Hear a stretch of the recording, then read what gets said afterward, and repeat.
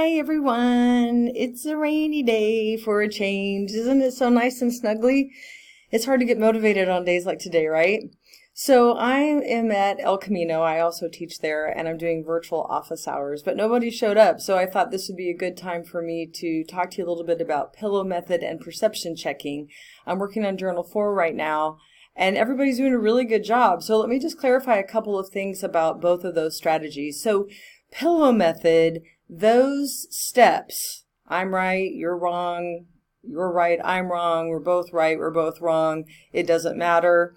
That's very important that you remember those steps in case you ever see it again. So be very thorough when you're explaining that. But in general, I think pillow method is a great strategy. I like this unit because it's something very direct that you can use in your real life. Because we all have arguments that are really inconsequential and they can balloon into something huge. And the pillow method just gives you a second to take a step back, and it's like the interpersonal equivalent of counting to 10. Only it lets you really decide for yourself in a very logical fashion, like, is this really worth fighting about? Don't we both like ice cream? We could have ice cream and pie for dessert, right? So if you're ever faced with a question that involves pillow method, be sure you're really thorough.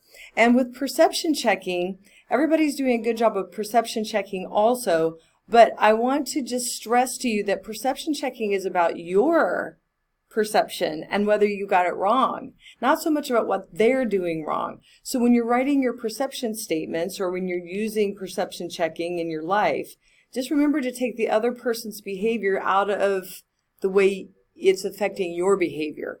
So always go to the very beginning. If your natural inclination would be to say, oh, you're ignoring me, then maybe it's just that they didn't see you waving at them, like one of the examples that was used in the journal. Or maybe they just were distracted, or they were on the phone, or whatever. So it's better to start at the beginning to say, oh, I waved at you the other day and you didn't wave back. Did you not see me? It seemed like you were distracted. You see how that takes all the judgment out of it? So instead of saying, I waved at you the other day and you ignored me, that's making a decision about what happened and then behaving based on a decision that you don't actually know is true or not. So in conflict, that happens all the time.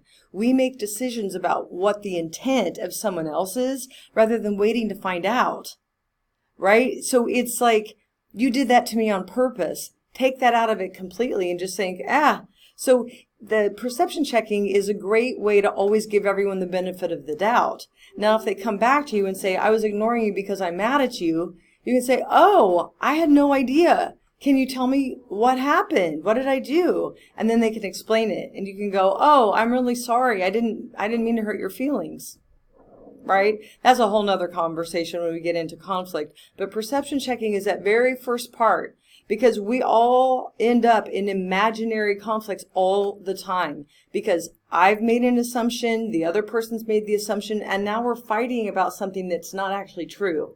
So you know what I'm talking about? I'm sure some of you have done this before, or you've been kind of caught up in somebody else's assumption, and now suddenly you're fighting about something that's not even true. So then you have to unwind that and then get back to the original issue. So when we get into conflict, perception checking is going to come back into it. So this is like baby stepping to that.